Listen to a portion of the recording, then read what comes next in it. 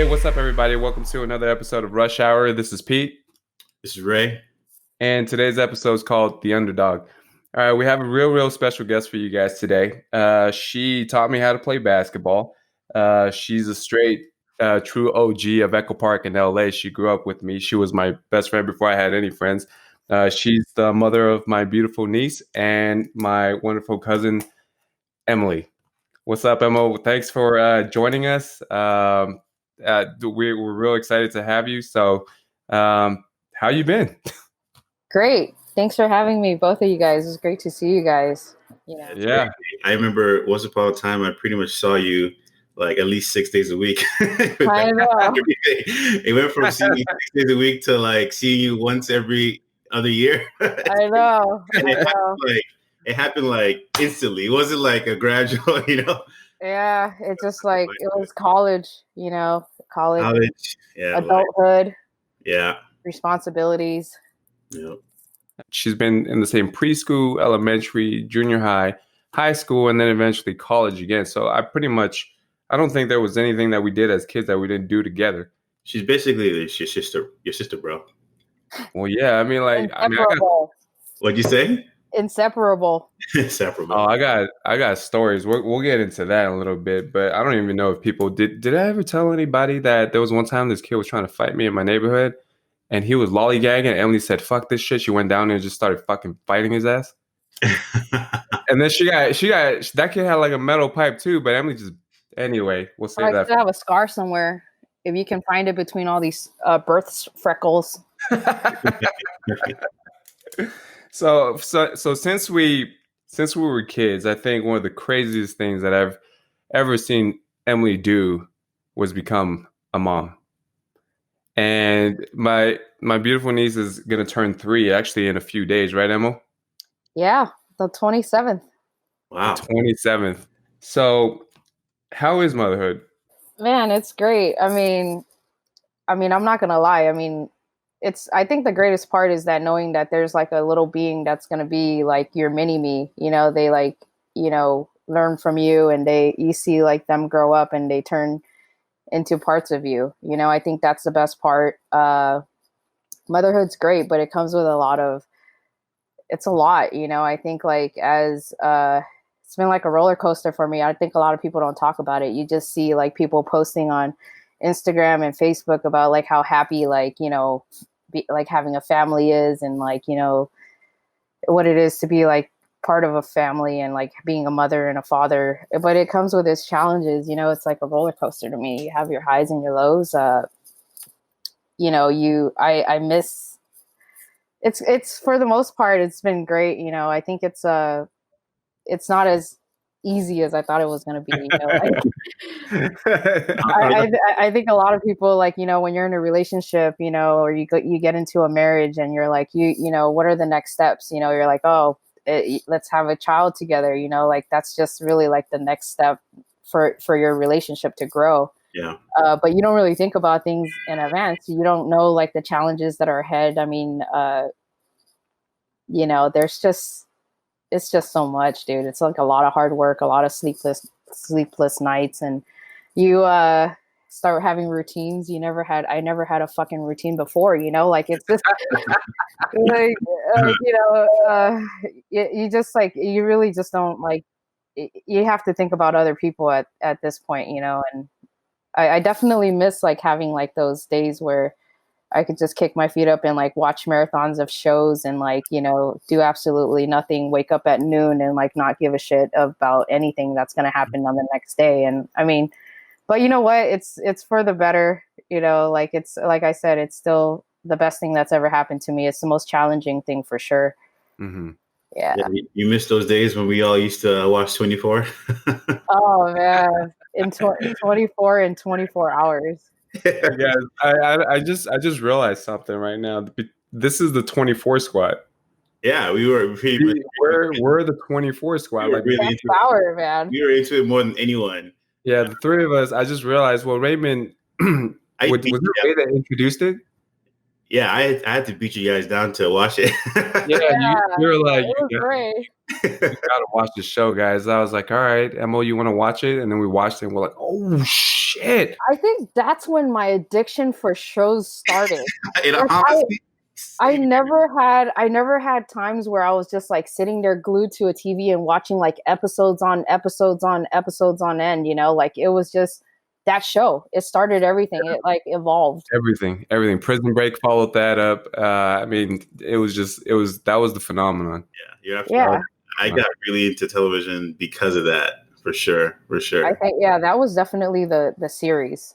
Yeah, I started. Like, yeah. I mean, no more of that, you know, with motherhood and Actually, happy hours.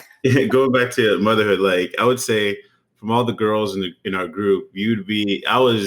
I wouldn't have expected you to be, one of the first ones to have a kid. To be honest with you, I know. yeah, I but mean, trust me, oh it my took like God. 2 years.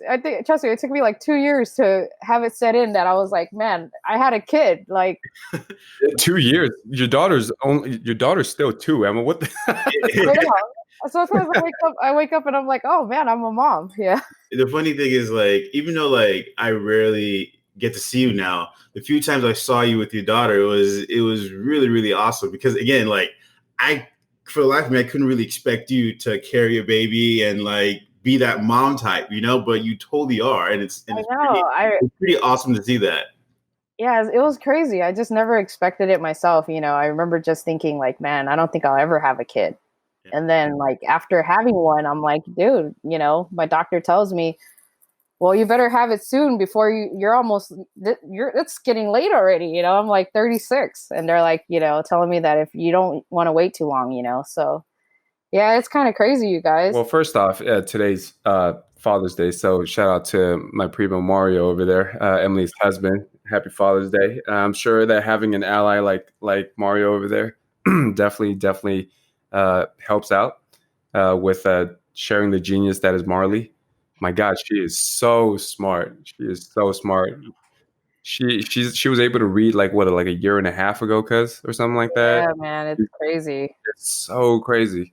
I'm gonna I be mean, I'm glad you brought that up, you know, like, you know, with the challenges of having a baby, you know, like you don't foresee all the disagreements you have in your marriage, you know, because of like the sleepless nights and like the irritability that you have from just like having to be a parent, you know, and like it like really to me, like whatever you guys decide to do, if you guys ever have kids, you know, my biggest driving point is that like whoever you decide to do that with, like carry on your life and have a baby, like it's so important that like you guys really don't like fret over like the little shit, you know. If you fret over little shit now, like it's not gonna work out, you Yeah, know. yeah. Any relationship, you know. Any relationship, and Yeah. like, yeah. To be honest with you, like um, my relationship's new. Pretty much, I've been living with Chelsea since October, and it's like the little things do come up, and sometimes like we're both getting better about like, all right, let it go, it's a relationship, right? It's not an easy road, but it's all worth it at the end. It's your partner, your ride or die. So is what it is. Like I don't think you could ever be with anyone in a certain space or share a certain space with someone and not have conflict. But it's how you kind of manage that conflict. It's natural. So Yeah, for sure. yeah, you And need conflict to love each other, I feel like. yeah, man, like it's just like you guys have, you know, the relationship evolves even further, like having a kid, like throwing that element into it. If you could survive that, you'd survive anything. Yeah. You guys have also you know Mario for quite some time too. I believe I met him when you were in college, probably the same time that's when you met him too. So he kind of jumped into your life pretty early on in college, right? Yeah, long ass time. Like half of my life. Would you say it was easier to embark on all this because you guys have also known each other for so long and you guys have been in each other's lives? I think the history like definitely helped, you know, like you dude, when you get into your 30s, and I think you guys could both speak about it, you know, like relate to it, like there's something that changes when you get into your 30s, dude. It's like you just kind of snap into it a little bit and it helps, you know, like having a history, like, you know, you get through all the troubling times and like all the difficulties and like even with marriage, you know, even if you don't have kids, like it should be a honeymoon in the beginning, you know, like, and Mm-hmm. the difficult part comes when you guys get married, when you guys live together and you guys learn each other's differences and like habits and stuff. And then the kid comes along, you know, so. Is that what happens, Emil? Yeah, You man, guys like, look at what happens, and then all of a sudden, bam, you have a kid. yeah. I When's mean, baby dude, number 2? When's baby number 2 coming out? Yeah, you dropping hints. man, when we get a house. I was actually talking about Peter, baby number 2. Emilee's got baby number 1. Peter, baby number 2. We'll tackle that another time, Ray. You know, on that note, though, I mean, like having Marley around is for me and Tina has been such a joy. I mean, we just love her so much, and I mean, Christina talks about her all the time and like how smart she is, and she's got like her birthdays planned out years in advance. She knows what she's gonna get her for the next 2 years, and so like I mean, like so this baby has definitely just been so I don't know such an amazing thing in everybody's lives. However, I can think of a few circumstances, especially in COVID, and you're working at home and she's not going to school. What's that been like, Emilee? It's challenging, to be honest.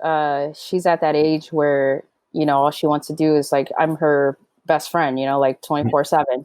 Yeah. Are you sure it's not Mario? I don't know, cause I've seen. All right, anyway, we're her best friend. Let me rephrase. We're her best friend. Yeah, but I think working from home's like got its pros and cons, but man, I definitely love it. I thought that it would be challenging for me to be able to do it because, you know, I always thought that there is like a social side of me that just needs to be around people and, you know, have that interaction. But after doing it, like, I think especially being able to see her kind of grow up, I wish like I could probably do it full time, honestly. Oh, man. Dude, it's amazing. I think that's the best way. I have a couple of friends who obviously pre-COVID who worked a lot and they had to hire a nanny to you know, watch their kid, and it's great to just be with them all day and watch them grow up. Yeah, you just are able to put so much more focus in like being there. Marley's like speech development has like transformed, and like just us being home for like 3 months. Has it been 4 months? Yeah, it's been about 3 months now. She's gonna be trilingual, isn't she?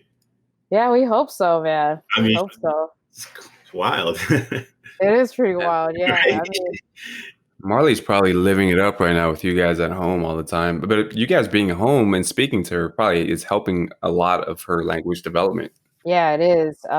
Yeah, but going back to like, if I had a lot of work and it was like very consuming, like what Mario does, my husband, it's just like super hard, you know, like he can't sit there and get anything done because of how distracting it is. Yeah.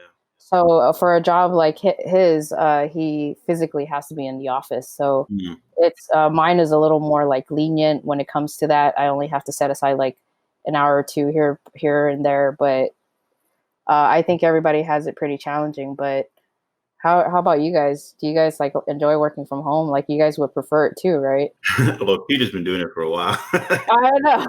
Yeah.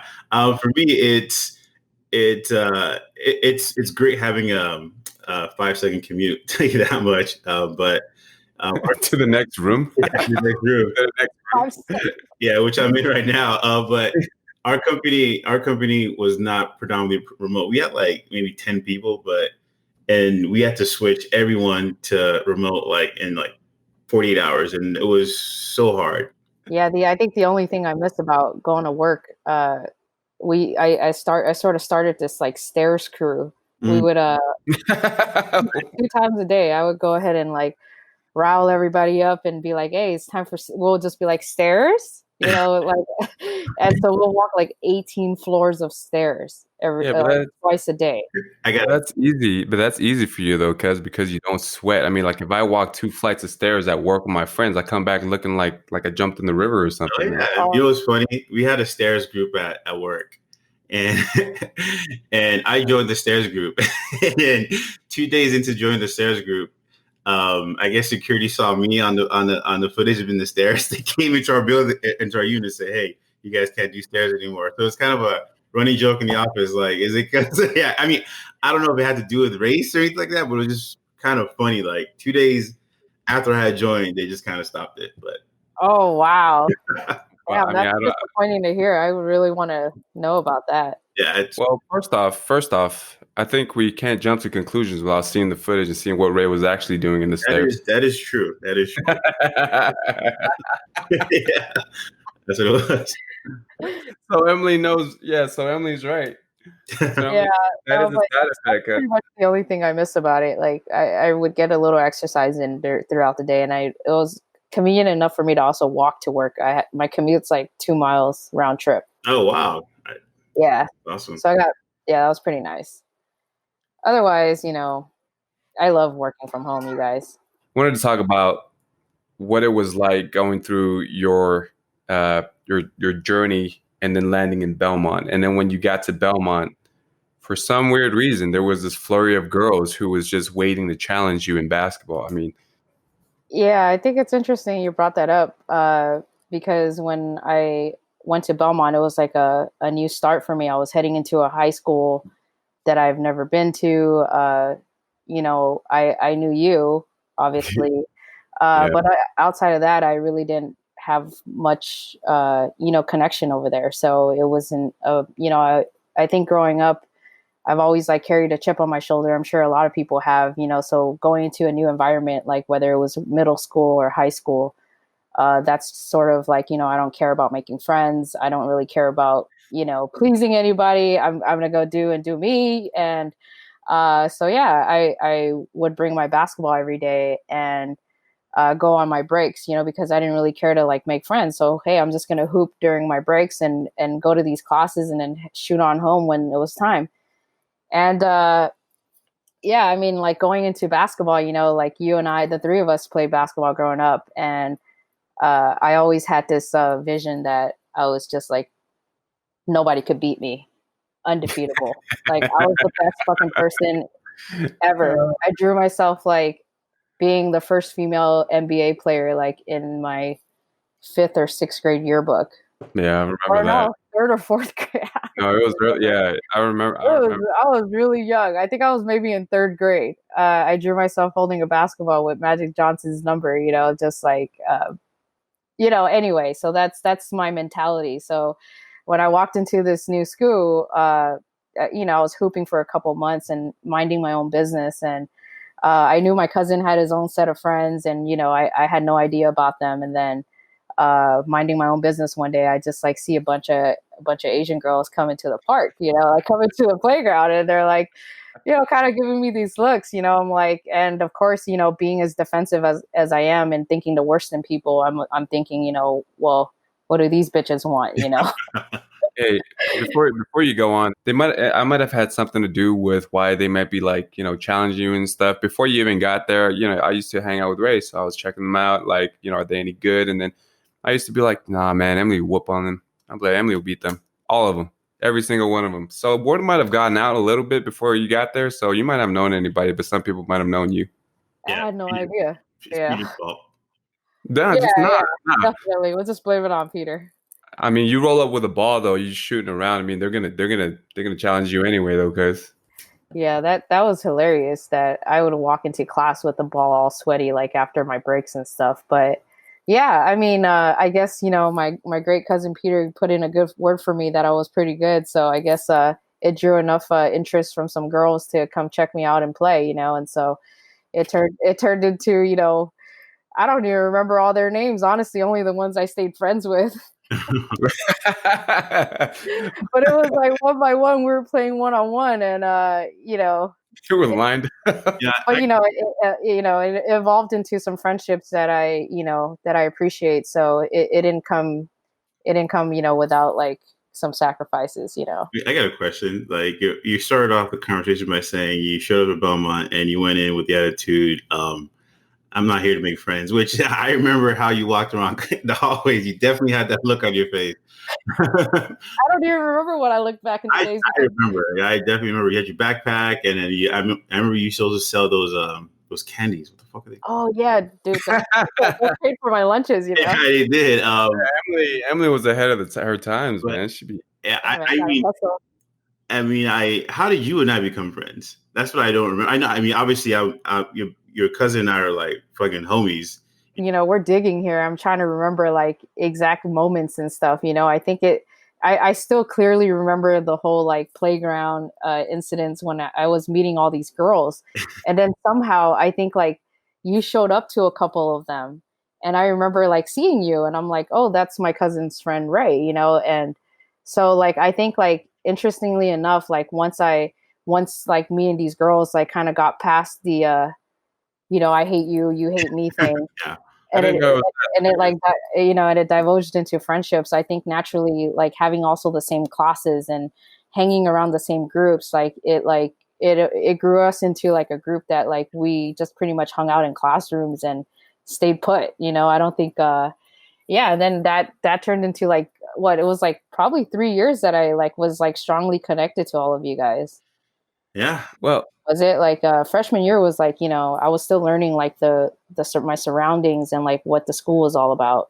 And then I think like sophomore year and when I started having classes with you guys, I think that's really like how it like transformed. Yeah. And then, you're in the basketball team too, and there are some cute guys in the basketball team that I wanted to, make sure that I got close to. We're going to have. Yeah. Those. I'm going to show Marley this clip. Yeah. For sure. It's funny. Now that I think about it, I think all the hate that you got definitely was because of Peter. What? I thought we got past that. I was at fault too because we did definitely pump you up, and I could, if you put yourself in the mind of a high school female teenager, like it's like hold up, bitch. Like, I gotta. So I will say this first. All right, I'm sorry that we put you in this position. Don't even put it. I remember talking to Ray about it. I was like, "Hey, my cousin can probably, beat on all these girls that over here from Virgil." And he was like, I remember Ray thinking, "Well, we got to check this out." So as soon as you got there, Emma, it was like, I don't know if Ray put the word out that you were there, but all of a sudden, I probably did. Now I'm thinking about it. Yeah, and then I started meeting like the basketball coach, the guys basketball coach, and then it turned into me eventually meeting the women's basketball coach. Tell us about the coaches, Emma. You brought up the coaches. The what's her name? The basketball coach. There's a huge controversy behind that too. What Mrs. Fields, right? Miss Fields. Before you continue, let me say this: like I had very little interaction with her. I really didn't know who she was as a person, but I truly to this day still hate her guts because of you, Lisa, and Annie. It just I have no idea. It's like the male basketball coach like scopes me out. He sees me play basketball every day. He's like, "Dude, you're really good." He's like, "Why aren't you playing? You should be playing in the women's varsity team." This is my freshman year. I just got there. Which coach? Bautista. Oh, that guy. Yeah, Filipino guy. And he goes, "Yeah, why don't you try to join the team?" I remember the first thing I did when I got to the school was like go to the basketball coach and was like, "Hey, like I'm interested in playing." But I had just missed the cutoff time, the tryouts or whatever. I'm like, "Are you sure, dude? I'm really good. I could help your team out." Hey, you sure? I think that probably is part of my part of my approach. This is where I'm building it up to, right? And so I miss it, and then this chick sees me every day shooting hoops, and she's like, okay. Like I'm like, all right, I got this shit. Like there'd be no reason why I wouldn't be able to play this year. When you say this chick, you mean Miss Fields, right? Yeah. My bad. No. So I joined and play soccer instead, because what else would a wannabe athlete do, I remember that. I played soccer, dude, out of like 90 or 100. I'm not being racist here, but like it was like 90 or 100 Latino people, like Latina chicks, like tried out. That was 10 of us. It was 10 of us that made it. Yeah. That was probably the best shape you were ever in, huh? Best shape ever, man. I had a little 4 to 6 pack going. Yeah, I should have followed your lead. I should have played soccer. Yeah. So soccer didn't quite work out. It was what it was. I left for 2 months to help my dad work and gained a bunch of weight. Couldn't hang. So anyways, the next year I try to try out again for the team. Obviously, make the team or whatever. And then Miss Fields hears something about my personality and like being, like sort of a troublemaker. So she wants to meet with me. So she approaches, I don't know how old I'm at that time, like what, 13, well, 14, 15-year-old. She's over here telling me, I don't want any trouble on this team, okay? I don't want any of that like negativity and disrespect and whatever spiel she gave. And you know what I told her? I was like, fuck this. I was like, In Emilee what? fashion. I was like, you don't even fucking know me. Turned around and just left, It's like, wasn't taking any bullshit. I gotta say this. I fucking miss hearing you cuss. Yeah. All the time. I cuss more. I miss me cussing a lot too. I still cuss, but it's a little more censored now. I mean, I might know where it comes from, but I hear this, this ability to be like, fuck you, you don't know me, or like, man, I'm the best, I'm the shit, ain't no bitch gonna fucking beat me right now, man, ain't no chick out there better than me. Where did you get this from? I think it was honestly probably growing up in a household with two brothers, just having that competitiveness, that always wanting to be better than anybody that like set in your path, I guess, and I think it was that. You were the baby too, right? You're the I was the baby. The youngest. Yeah. So you are. I mean, that's pretty much why I grew up just loving being around like guys and understanding like how like I felt like they always felt me more, like they just understood me more, and like just doing a lot of like athletic things, versus like playing with dolls or like doing girly shit. It's just part of your upbringing. So that just morphed into years of like that. Miss Fields hating me, and finally me being an adult, like in my senior year, realizing that 3 fucking years have gone by and I haven't played basketball in a competitive nature, and just never being able to experience that. Just like something hit home in me in senior year, and I was like, I gotta apologize to this bitch so I could step on the fucking court. Yeah. So there it was. Oh yeah.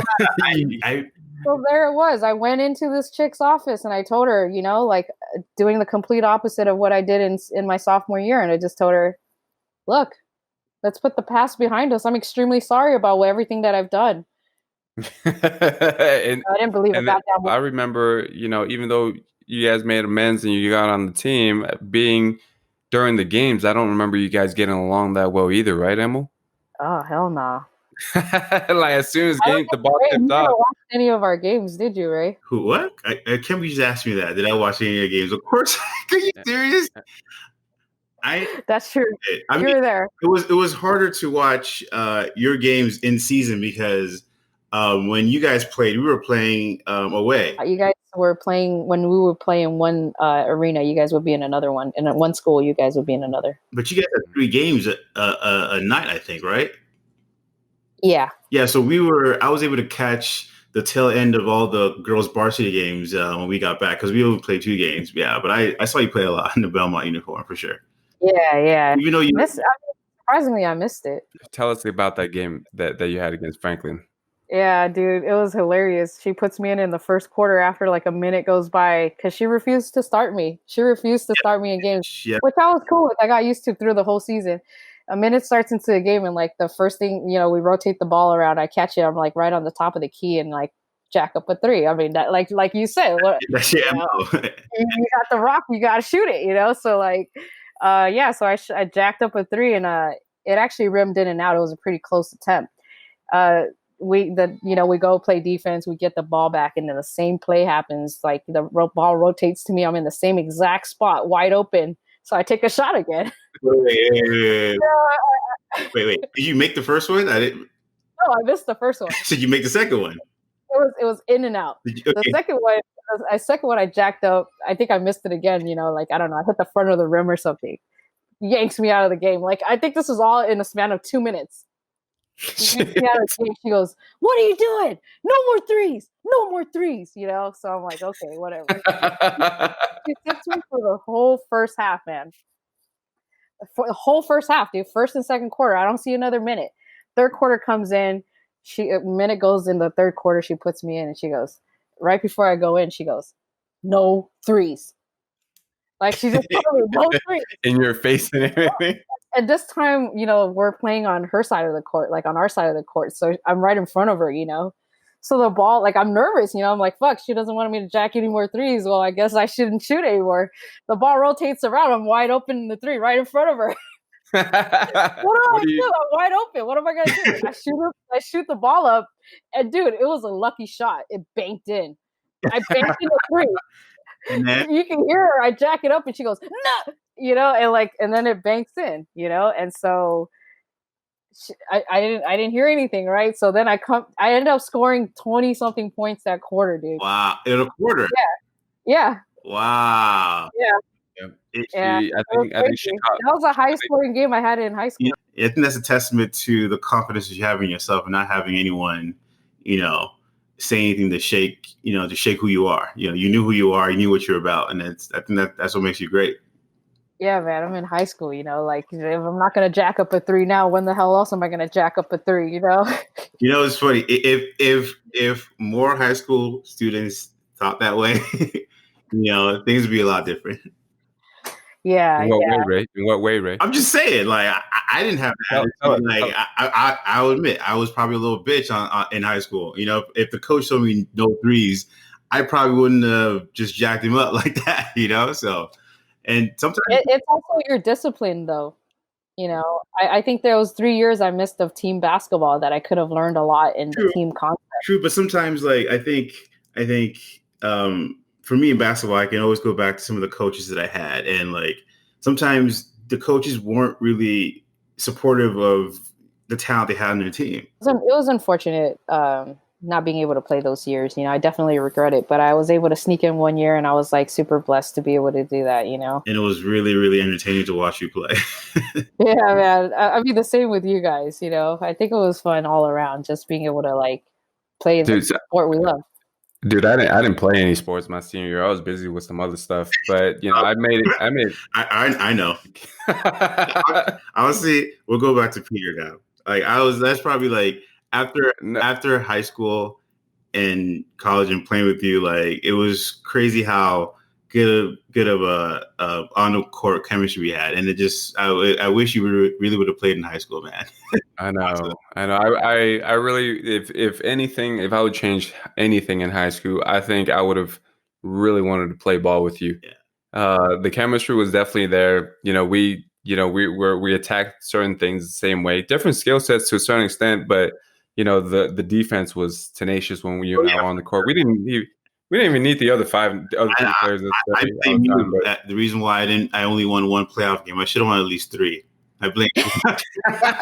No, come on. I should have at least. Dude, you were called automatic at summer camp. I'm just saying. And look, man, Raybo, you could carry that team if you just had a little bit of Emilee in you, and you just like fuck that shit. Give me the fucking ball. I played varsity. Automatic.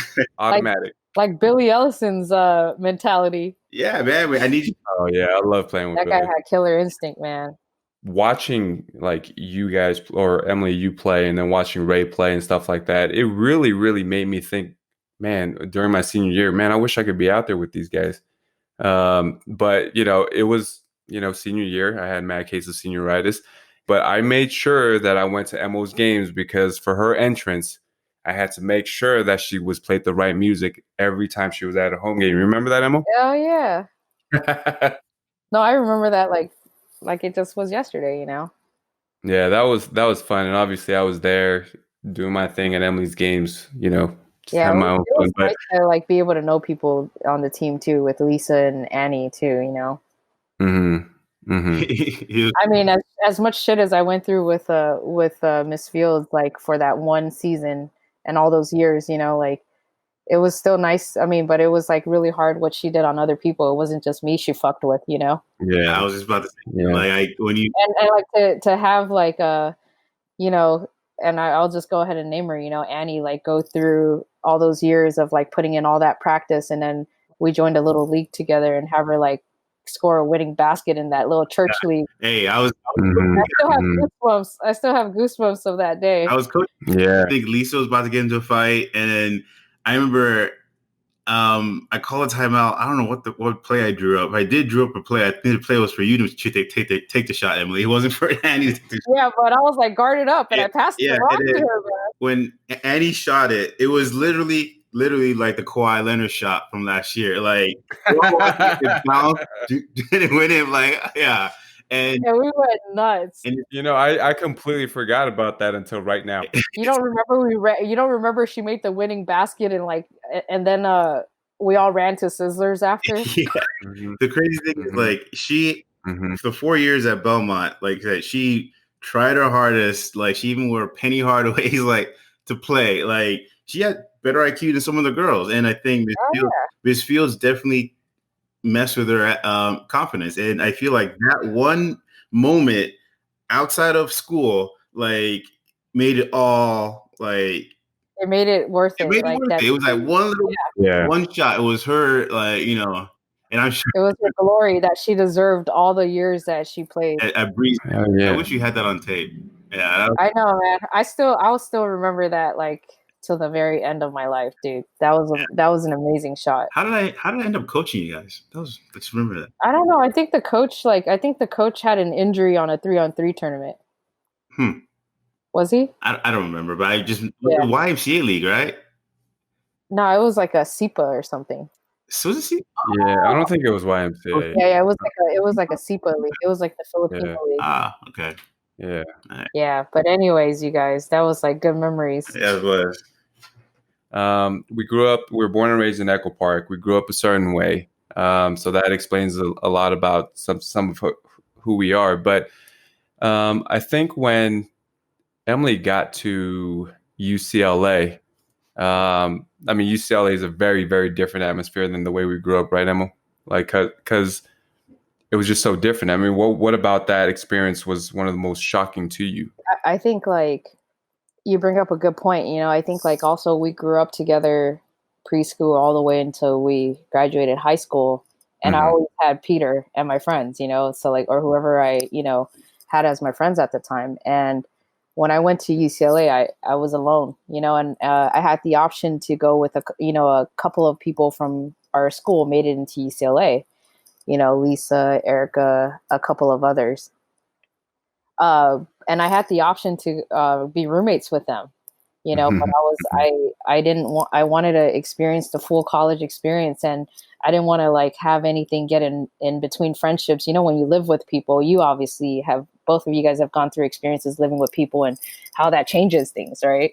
I'm sure, you know, and I didn't want that to happen with my high school friends, you know, with Lisa and Erica. So I chose to have random roommates to have the full college experience. I had no idea. Yeah, you're gonna enjoy this story because you know, and I didn't you know, and they were cool with it in the end, you know, but I didn't think that there was any resentment towards that, but I backed out like in the very end, just, you know, I just wanted to have that experience. So I get to UCLA and I get paired up with two random roommates, and there were two white girls, you know, and you know, both of you guys now know one of them because she turned out to be one of my best friends. But like going into college was a huge shock for me because in Echo Park, as you guys know, like it was just all Latinos and Asians and like a few Black people, right? Right? Yeah. A few Black guys, you know, and girls. And so it was definitely a culture shock, you know, like I'd never been around a lot of white people, so it was new. And I remember, I will never forget walking into my tiny little room, like a triplet room that we had. It was the size of my kitchen. You know, it was such tiny quarters, you know, it was just like a little studio, like not even that, half of a studio. And I walked in there and they both like already had picked out which beds they wanted, and they had all their shit like unpacked already, and they were bonding over fucking television shows and authors and books that I've never read. You know, they were talking for days about this, and it was overwhelming, you know. And I was like, I didn't think I was gonna make it, you know. I was like, fuck, what did I do? What kind of decision did I just make to come here? I went home every weekend for my first year. I just couldn't I just was homesick, you know, even though UCLA is like less than like about 30 minutes away from my current house, you know, like where I grew up. So yeah, it was super white, and then the school, it had a lot of Asians too, but it was, not having been around white people, it was overwhelming. So then you realize when you get into a school like UCLA, uh, that you grew up thinking you were really smart because it wasn't very difficult to like exceed in, like, in schools where there were not a lot of means, so where we grew up, like it wasn't very hard to like excel in like under our circumstances, so when you go into UCLA you realize that there's thousands of people way smarter than you and more applied. So I think that out of like the whole UCLA experience, that was like super shocking, was that you're no longer like the shit. And the same approach I had with basketball with my academics, I also thought I was the shit, like I knew, I thought that I was like a lot smarter than a lot of people. Then you get to UCLA and it was like a huge shocker that you're not smart, you're not as applied as you think you are. And there's a lot more people that are ahead of you. Well, on top of that too, I mean, I feel like there was a culture shock too, right? You mentioned something about like, it being predominantly, well, having a lot of white people and you being an inner city minority, an Asian girl, and you kind of go into the mix and it's almost like a different language, different tendencies, and different habits altogether. What was that like? And you did mention Sarah, right? Yeah, I mean, like, I slowly, like, I started bonding with my roommates, and specifically Sarah. She turned out to be my best friend, but, it took, I bonded with her almost instantly, and I just was shocked that I didn't think that it was possible for me to have like a best friend that was white, like I just didn't have white friends growing up, and I wasn't really around white people. So I remember, part of the reason that like my speech even got better and like I just got a little more proper throughout my years was being around her. Yeah. Wow.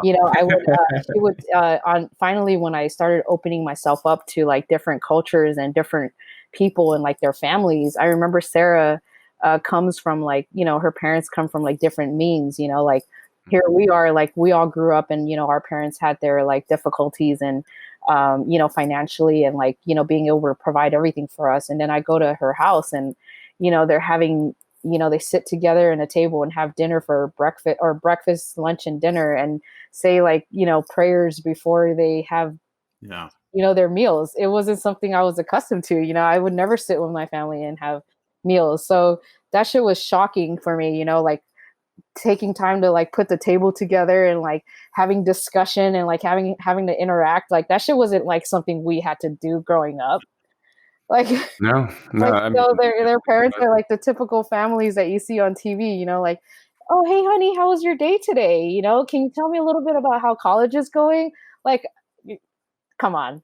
Let me ask you a question though. I know it's weird, but like, what did you see out of it? Like, was it like, is this fake, or did you see like this is, I think it showed me a side that like, that I never was able to experience. And it was like, it was a good side to see that like, that it's something that I could take on and maybe use for my daughter and like show her some like more, there's reasons why we like, develop into who we are. You go through your experiences. And I think like seeing other experiences like opened my eyes to like how like different people grew up and like how like, you can like see that, incorporate that into your life. It was very different. I thought it was weird as shit, having like dessert for breakfast, like it just was abnormal for me. Like this, I remember her parents like scooped me like a slice of apple pie and put ice cream on it for me in the morning for breakfast and had it with coffee. I was like, oh my God, oh my God, that just sounds so good right about now.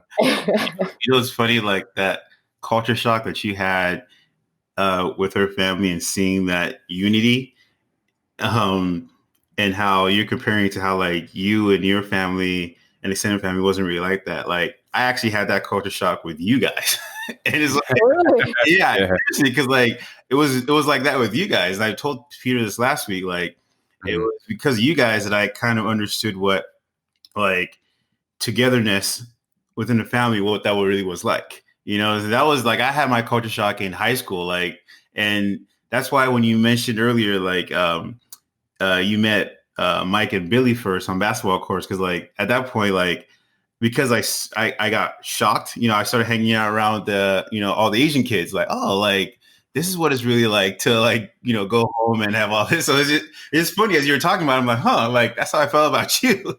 But yeah. It's crazy. Yeah, I think like people like when you go through experiences like that, like you don't realize like what type of impact it has on you until like you experience it. And like I remember like living through it in college and not really like being able to sit and like absorb like what I was going through, but then thinking like afterwards like my God, like my grammar got a lot better when I was with when I was like Sarah would proofread my essays and she'd like write all these do all these grammatical corrections, and then I'd like be around her family and be able to like spend like a whole hour of like having like proper conversation and not cussing. Oh man, it took me every ounce, and just like talking about current events and talking about like different things that like I never was able to experience with my family, and I thought that was like it was so different, man, and I thought that it was a great experience to go through, but then you realize like it's just I don't know, you guys, that was really like really crazy for me. Well, in a lot of ways, like I mean, growing up in the inner city, I mean, I think we're sheltered and unexposed to a lot of things differently, right? But on the flip side, though, Emma, I feel like you also had a different experience with the other roommate. Yeah. So I mean, she got to see a little bit of my quote unquote like ghetto side. I don't know about this other roommate. Yeah, man. Like long story short, dude, like she that roommate, like with the three of us were really close, and then like she started to feel like we were alienating her because like we were getting closer than like incorporating her.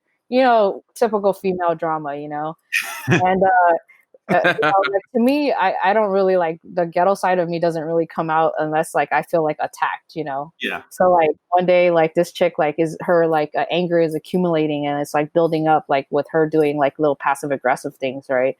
And one day she just like outright kicks my trash can down, like just in front of me, right? Like just like I've told Peter this story. I'm directing it at you because like it was well, like she fucked with a possession of mine, Yeah. She knocked down my trash can right in front of me and she just thought I wouldn't react. Well, I told this chick, like I told her off, man. I told her, let's do this. Me and you, let's get the fuck outside right now and I will fuck you up. Yeah. I was like, and so she went up to her bunk bed and refused to come down. And I was over here waiting for her to come down so we could just take care of this shit because that's all I knew, like is if you have beef with somebody, you don't talk it out. You just, you handle it like, in the streets, like how, like you, like your brothers and sisters, you fight over some shit, right?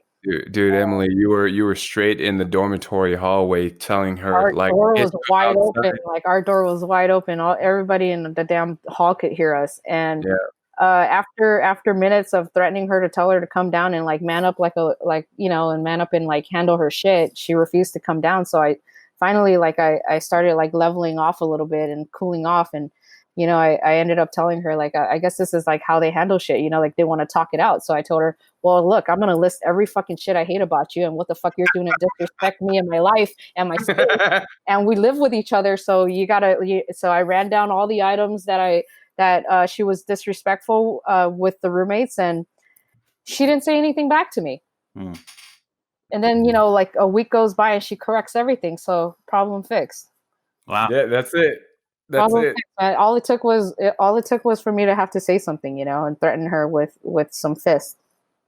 Yeah, Emma, you thought you had left that life behind, but it just came roaring back when this. It came back, man. you try to hold it in, but it still comes out. The great thing is that you did get a chance to meet Sarah, and Sarah is wonderful. I love Sarah. We all love Sarah. Sarah's great. Yeah, she really is. Yeah, and to dig into Sarah a little bit, I think like she was part of all of our lives, and I never thought, I think the reasons why she stayed in my life and she's like become is one of my best friends is that she's a white chick that really understands her privilege. She understands the current events. She understands the things that are happening in this world, and she understands like the privileges she had growing up and like what her family had, and like And to me, just somebody who like is in her position and is able to understand that, to me is like huge. And she's always been like that ever since I met her, and like she taught me a lot. We had our differences, like I've mentioned to you, Peter, that growing up and even heading into college and a little bit after college, Ray, you might have never known this about me because, it's not something that I'm super proud of, but like I grew up in a very like conservative like viewpoint, like in how we viewed the world, like how we viewed people outside of us, and college was definitely a moment. Like I think even after Sarah had a huge part with it, Peter had a huge part with it, with me just learning about like getting outside of my little bubble that I lived in. Yeah. I was wondering if you can elaborate a little more on what it was you didn't know enough about, because or you, what you felt like, or what was the time where you felt like, I swear to God I got this right, but why aren't people agreeing with me? And then what happened? Yeah, I think it was my whole conservative approach with how I viewed everything that was happening in the world. I mean, and what continues to happen in the world. I think, just kind of touching on like what's really happening in the world now with the Black Lives Matters movement, and with the systematic like issues that our whole world, our whole country and world are going through. Back then, even when I was in college, I had views. I always was really conservative with my views. I was brought up to think like, hey, like you have to work hard to get where you are and to like, persevere over like all the difficulties that you have and like, put yourself in a good position. And I remember thinking like, I didn't have very many Black friends. It was like outside of Ray, Billy and Michael, pretty much like I didn't really have any Black friends. And I remember just getting into a conversation with Sarah. I don't even remember what the topic was about, but how, like how strong I feel about things and, about my opinions, like they were facts to me. Like I didn't care about what facts were thrown at me in my face about, like what was happening to, gay people, what was happening to Black people, what was happening to Latinos. Like I didn't give a fuck at that time. I was like, well, what's more important is what's happening to me and how my life is affected, and like, so my whole thinking back then was, I still remember it very vividly, like how I would be like, you know, um, well, why, Black people are going through difficult times, but I was like, but Asians go through difficult times, and we have to persevere over it. So why can't Black people persevere over it? Why can't Latinos persevere over it? So I never saw it as a systematic thing. I always thought it was more like my own opinion, like just like, well, if I dug myself out, my family was able to dig themselves out. Like, why can't Black people dig themselves out? Why can't brown people dig themselves out? So I remember feeling very strong about my feelings and about like, whenever I was talked to by Sarah or by Peter or by, and then I think what happened was like, I started to think like, man, why am I the only one feeling like this? Like, how come like Peter and Sarah are sharing the same opinions about, their viewpoints on like gay people, for example. And like, I never used to think like that gay people were being oppressed against either. I was just thinking, man, like, why are they so flamboyant? They just stop acting so flamboyant, like, me, man, like I had those views, dude. And it wasn't until I started like hearing that people close to me were sharing the same sentiments about what, was happening with the world. And then I started having coworkers that were Black that were becoming my good friends, and like having them like get into arguments with me about like, I was, I like not being woke, like them explaining to me that, Emilee, it's not simply something that, you could just say and compare your life versus a Black person's life. You're not fearing because, of your color of your skin. You're not, they gave me tons of examples of like systematic oppression that they go through, like that Black people go through, that I never even understood, I never, I mean, I could talk about it like, for hours, but it just really took me having like, to realize and put myself in other people's shoes to realize that, fuck, like, what was I thinking? Like. Yeah, I feel like at some point, especially if you're not Black, you have that moment. And the problem is that, at some point, I feel like, even when you are Black, you feel like this is just the way things should be, but it's not. I don't think it's your fault, Emilee. I think it's the lack of proper and accurate education. I mean, I love history class. I took AP history with you guys, and we know all about the atrocities that happened during World War II. You know, I had the opportunity to meet an Auschwitz survivor, and that had a real profound effect on me. But the Black experience in America is watered down when it comes to history class. We weren't taught about the Rosewood or Tulsa. You know, and if you don't know how bad it was for Black people, it's hard for you to sympathize with them. Everybody sympathizes with the Jewish community, you know, but they don't really ever talk about how bad it currently still is for Black people in America. Yeah. And I mean, like, I'm just glad that I was able to, like you said, experiences that you have, like, that's taught outside of the textbooks and in classrooms, that, like, people that you run into, like, and the stories that they have, like, that's backed up by history and facts, you know, and I had to learn a lot, even like when I was dating and even being married to Mario, about like stuff that he went through as a Latino guy, you know, and like, then you realize, like, as you know, I never, you know, throughout this entire time until I started realizing like what this whole Black Lives Matter and this movement is about, you know, it's more to it than I even like comprehended it in my childhood and growing up, man. It was just, what I just like really learned a lot from experiences, and like it helped to like know that there were people like throwing things in my face and like supporting it with facts. And then I realized, like, holy shit, I've been thinking backwards this whole time. And like, you know, and like I never thought, like, growing up, that I would ever associate the word privilege with myself, because, you know, that's just not how I felt growing up. But then as I see it, like, and you compare it to other lives that people, like other people's experiences, you're like, well, wait, let me take a step back. Like, I was fortunate enough to have like proper housing, and like, you know, be fortunate enough to like be in certain circumstances when people had it far worse, and not because they wanted it to be far worse. It's because they had no fucking choice. It was just how they were set up, you know, like they had no other choice. And so it was like a huge eye opener for me too, when I remember I would get pulled over by cops, Ray. And I remember now I see Sandra Bland, you know, that one really hit home for me. I don't know why. I think maybe because she was a female. Yeah. And she did far less than what I did when I had an interaction with a cop. Yeah. And it just like, it really hit home for me. Like, I'm having goosebumps, like even thinking about when I read the article and saw the videos of her, what she went through, just for fucking smoking a cigarette and like asking why she got pulled over for fucking having her turn signal off. Are you fucking kidding me? And so, you know, like she didn't even, you know, you saw the clip, you know exactly what happened. But I have experiences where Mario tells me, you know, as being a Mexican American, you know, like when he gets pulled over by a cop, he leaves his hands right here, like he doesn't move it. And like I never even think about like why. It never occurred to me that blacks and browns would have to even think about fearing for their lives when they get pulled over like that.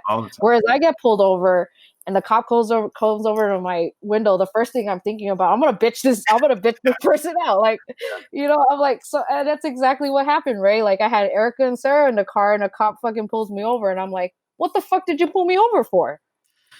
You know, and the whole conversation went like that, Ray, and it didn't stop. I even asked for their badge numbers. You know, I got, and I thought I got away with that experience, and I never in any second feared for my life in that whole interaction. Yeah. You know, and while we're talking about this, I believe I brought it up in the last episode too. I think Emilee was just at Home Depot the other day, and the whole thing about, you know, Asians being the model minority, well, that shit goes right out the window as soon as it's, convenient. It's like, oh, now you just turn into another motherfucker that brought COVID over here. Yeah.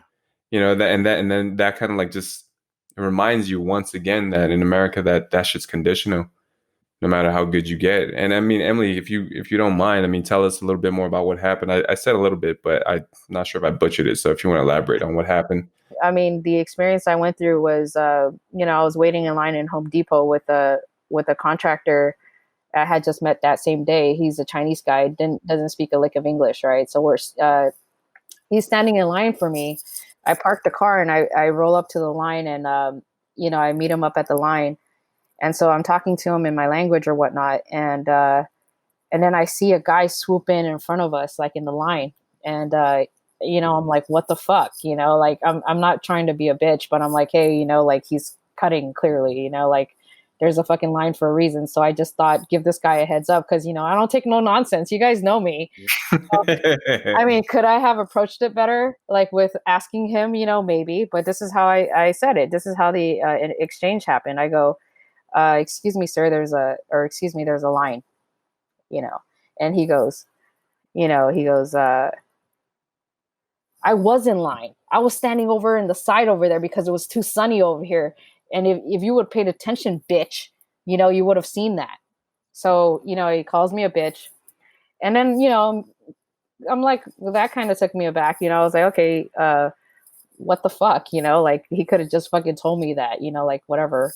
And so I was like, well, how the fuck was I supposed to know that you were standing on the side?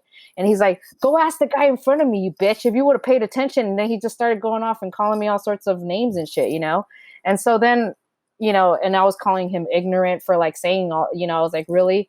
Like, I was like, shut the fuck up, and like just trying not to pay attention to his like just calling me every bad name in the book. And then after he cussed me out a little bit, he goes, well, why don't you go back to your country? You brought the virus over here and everything. And then I was like, what? Ray, Uh-oh. I'm sorry. Like, no, growing up, like, you go through experiences and shit that piss you off. But like I said, I was like, I guess I would say fortunate enough not to have to go through like racist experiences because they're, I didn't have to go through that. And that was an experience for me. So then I was like really shocked to hear that. And I really know how to react. Right. So I was like, when he said that, I said, what the fuck did you say? And I just like lost it, man. I like my anger went from like, out of a scale of 100 from like, I don't know, 20 or 30 being irritable to like fucking 90. You hit the nuke button. I hit, yeah. And so I was You like, win it. I went off on him, I was like, step up, just like what I did with my roommate back in the day. I was like, step up, bitch. There's always that one person.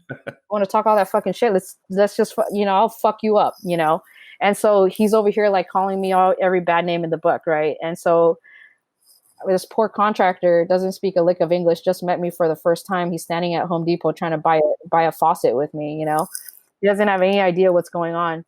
So then, a guy, like another, this was a white guy, obviously, that I was going through the experience with. I say obviously because I don't know. And then this guy in line, another younger white guy, this guy that I was encountering was like in his mid 40s or whatever. This younger white guy goes, hey, man, I think she got the point, dude. Like, you shouldn't talk to a female or you shouldn't talk to a woman that way. Doesn't matter. Like, I think she heard you. You shouldn't talk to a woman that way.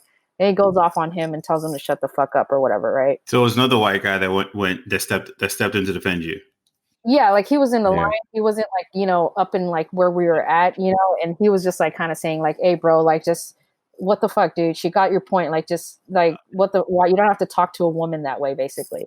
And then at that point, I decided to ignore him, right? Because I was trying to chill out. Ray, I was like almost shaking. I was so pissed, like I just wanted to punch the guy. So then we get to the entrance. So we're waiting in line outside to go in, and because of the social distancing, he goes and purposely grabs his cart on the right side and then like beats me into the entrance. And you know how normally like employees will greet you in? Yeah. He gets in front of me to the left side, and he waits there with his cart, and he goes, "Go right in, you fucking cunt." Oh shit. I lost it, man. Like I was pissed off about the Asian comment, and then that just blew me away. And I fucking kicked his cart.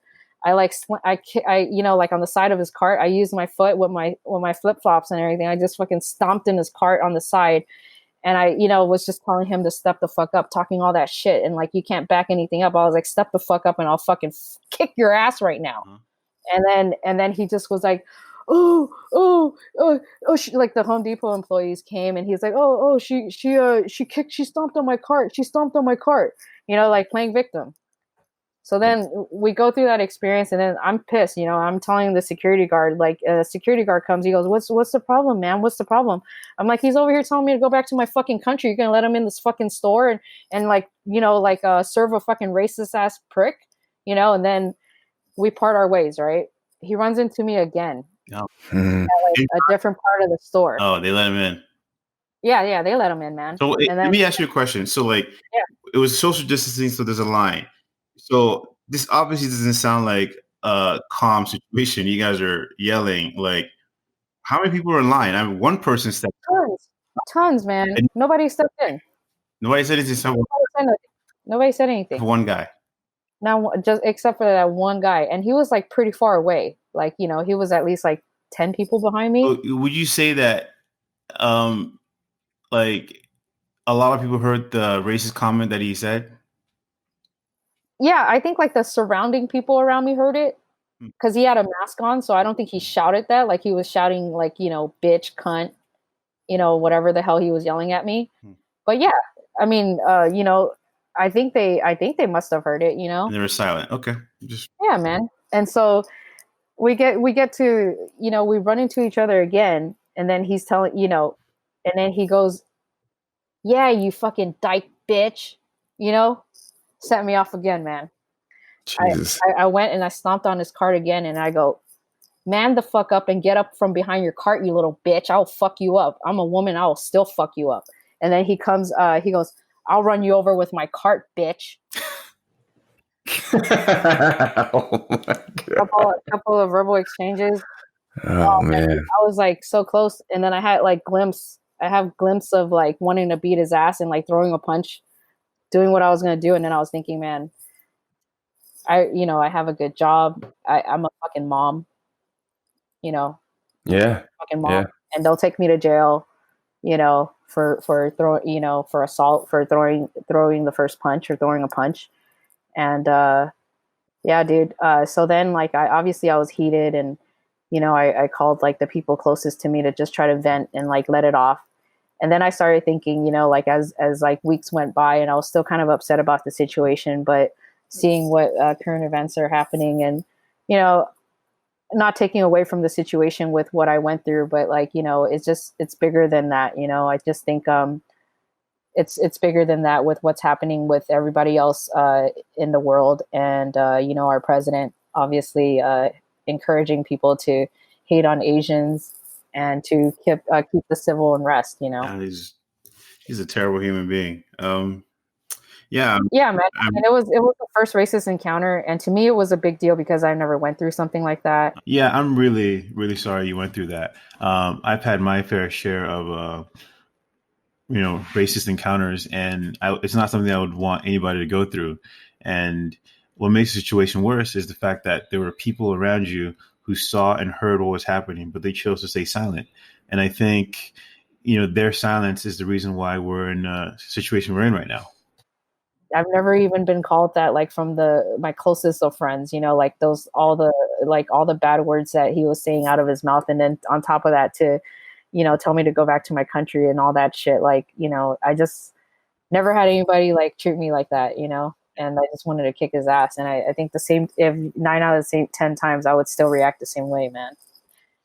Born and raised here in LA, your home's literally 5 minutes from that Home Depot, and it just doesn't matter. It doesn't matter when it's inconvenient.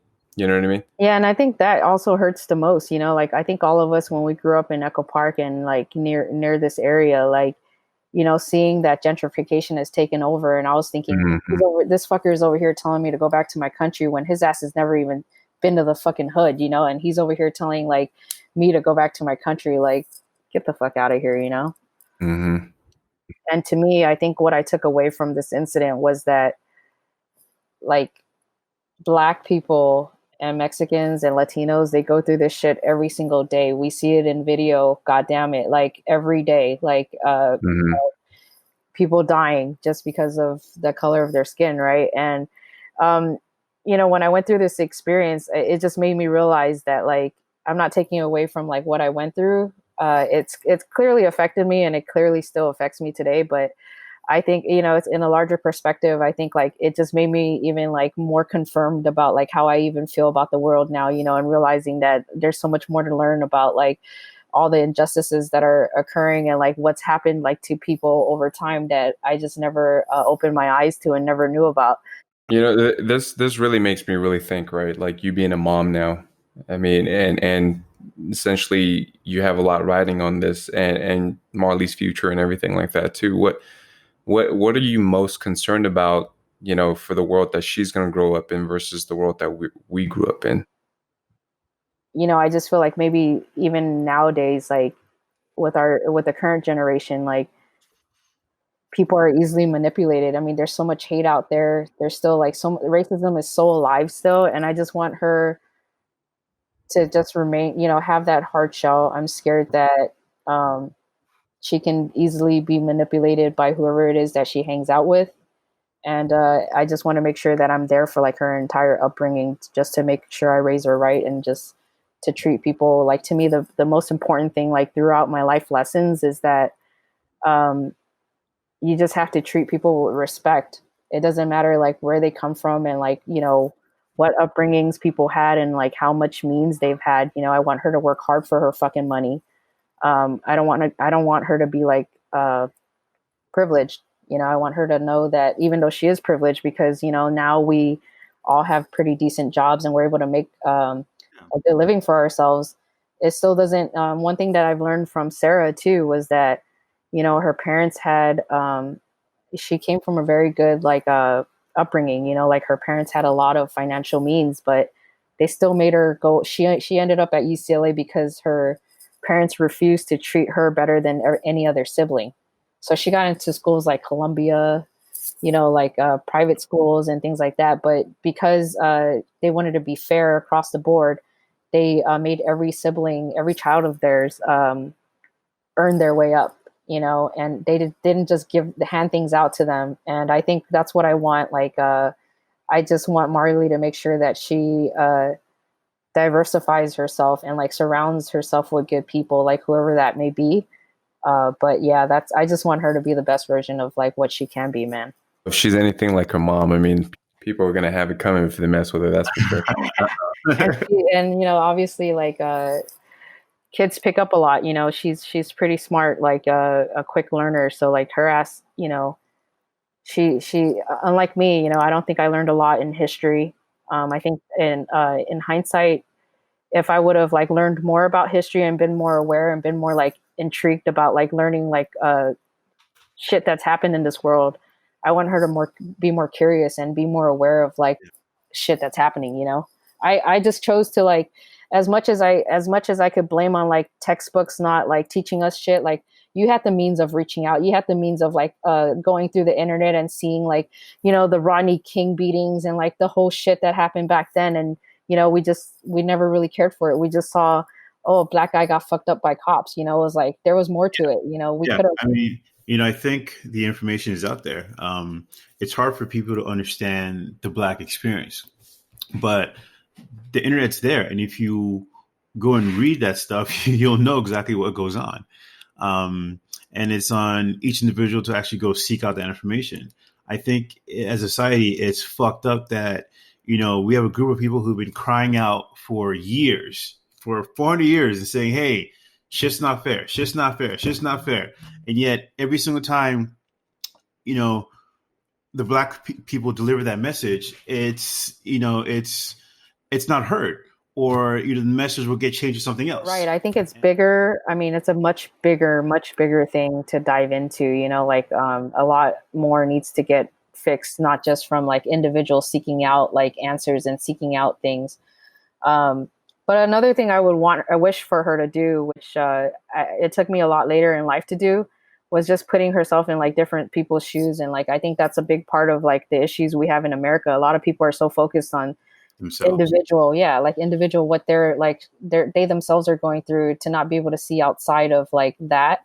And, I think it also helps that Marley to be raised also by Mario, because I'm constantly, even to this day, getting corrected by Mario about like how I phrase certain things. Ray, I just blurt shit out of my mouth all the time. that's everything. That's No. everything about me, you know. And you know, I still have to get corrected by him about some of the shit that I'll be saying sometimes, like, and not realizing like the gravity of what I just said and how that affected him and how that affected, you know, like affects like the movement and everything that's happening. So it's a learning experience daily for me because, like I said, there's so much more that we can talk about, you know. We could go on for years probably talking about this stuff, but I mean, I'm glad we're at where we're at. I mean, uh, I personally, I'm grateful to have, you know, both of you guys in my life. Obviously, Emilee has always kind of been someone that I've looked up to as far as her strength. So, I mean, thank you, Emil. Yeah, man. I'm glad we were able to talk about all this stuff, dude. It feels so much better as a person. Emma, we just want to thank you again for coming on, and I hope, you know, we'll get another opportunity to have you on as frequently as you want, actually. Yeah, there's a lot of things that you talked about, but it was definitely refreshing to see your face, hear your voice, and Yeah, same here. also it was awesome to hear you cuss, because I just, anytime you said the F word, it took me back to when we were in high school. Like, oh yeah, I know, everybody yeah. got the F bomb. So thank you for that. Thank I you. know. I'm getting it all out now, so that when I go back into being a mom, you know, I gotta like censor it or try my best to at least. I mean, give Marley our love and tell Mario we said what's up and happy Father's Day. Thank you again for coming on. You know, I love you, cuz, and you know, thank you again for your time and all the insight that you gave to us today. For sure, you guys. Thanks for having me.